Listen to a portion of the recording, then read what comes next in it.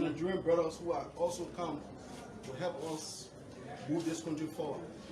But they are being victimized at the hands of DEA officer, or for lack of better word, state security officer. They have been the one harassing and terrorizing our friends, our colleagues.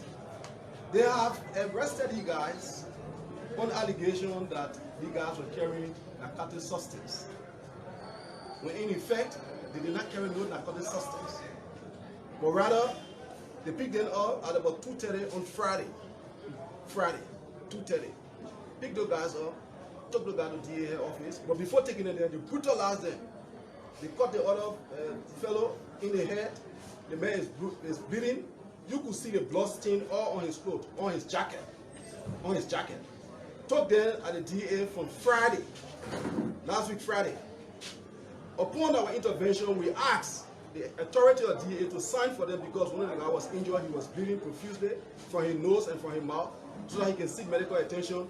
The authority of DEA refused to allow sign for our clients to continue the investigation.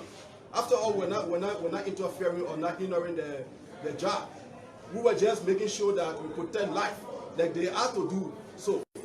And so they kept them there Friday, Saturday, Sunday. I also went back there and spoke with one of the hierarchy of DEA to allow me to sign for them so they can seek medication. They refused. Monday I called DEA, they also refused. So I filed a rate of habeas corpus with Criminal Code A. After the rate was served on the DEA and the county attorney office, they received it. DEA decided to take the suspect, our Nigerian friends and our clients, to the Pennsylvania Ministerial Court.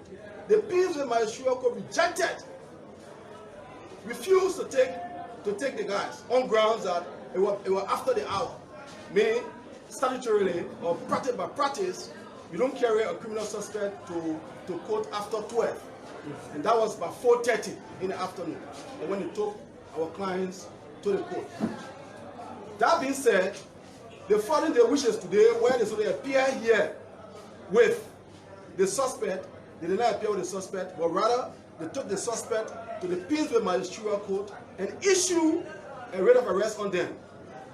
And so against that backdrop, I filed a bill of information with the Criminal Code A informing the court about the improper proceeding and the unlawful manner in which the DEA, the county attorney office, along with the magisterial court were proceeding.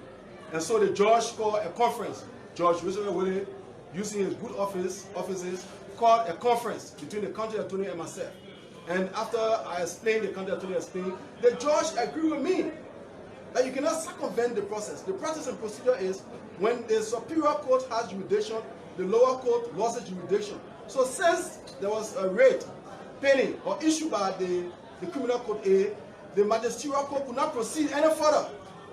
And so the judge ordered that they bring the suspect under the jurisdiction of Criminal Code A so we can pass on the rate of habeas corpus has been filed by us against the DEA and the Ministry of Justice. Fast forward, the judge asked us to sign for our client and return the following day to proceed with the matter. That we did. We signed for our client. So as far as we're concerned, they are still under the jurisdiction of Criminal Code A. But to our utmost surprise, the DEA officer stayed on the court compound to enforce and effect an arrest, and you saw it on the court compound with the sheriff, the bailiff from the Pennsylvania Ministerial Court, decided to serve a writ of arrest while they are still under the authority or jurisdiction of Criminal Code A. And we said, no, that is improper, you can't do this. And the sheriff, you were there, you heard it. They said the county attorney instructed them to do it, so they will do it. And so that's it. And so that's a flagrant violation of our law. Now, Counsel, this has come at the time, speaking on the issue of torture.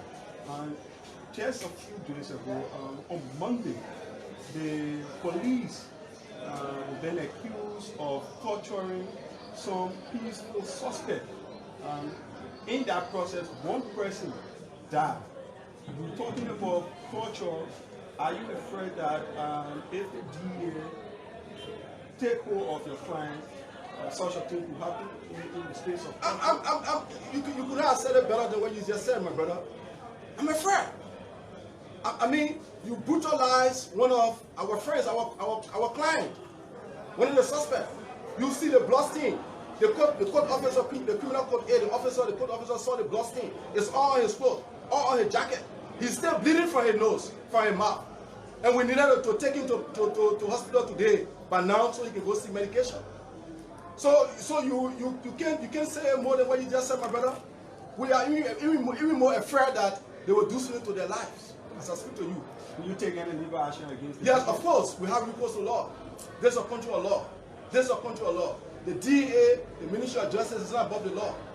They're not above the law. We are all subject below the law. And so we are all amenable to the law. So where you feel you can abuse power, that's abuse of power. And we maintain they torture our clients. They torture the Nigerian brothers. This is our brother. They were tortured. They were manhandled. They took the other guy keys while he in the cell. Took a keys, went behind him at his store, opened his store while he in cell, and took a goods from out of his store on allegation of drugs. Is that what we're going to investigate? As a matter of fact, detention is not investigation. To brutalize peaceful people is not investigation. We got to stop this thing. We have to stop this thing. How many of them are you talking about? There are about six of our clients.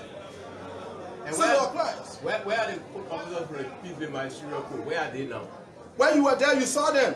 And the bailiff were giving, the bailiff were there, and the DEA commander was there, enforcing arrest, giving a order to arrest people on the Temple of Justice compound. This is the sacred Temple of Justice compound, where the petitioner under the jurisdiction of Criminal Code A, you have a DEA officer come here and give him order that they will arrest people who are under the parties who are under the jurisdiction of the court. So what is the next course of action? That's a gross violation of the rule of law. It's in gross violation of the Constitution of Liberia. It's in gross violation of the statute, the judicial canon, the rules of court. It's in violation of everything. So, counsel, what do you want? Justice. Why am I going to be seeking for? So why justice? Why let your clients come into criminal court A? Why let them come into court A? We said the DA officer said they suspected the guy to be carrying drugs. Okay? They were arrested since Friday at 2:30 in the afternoon.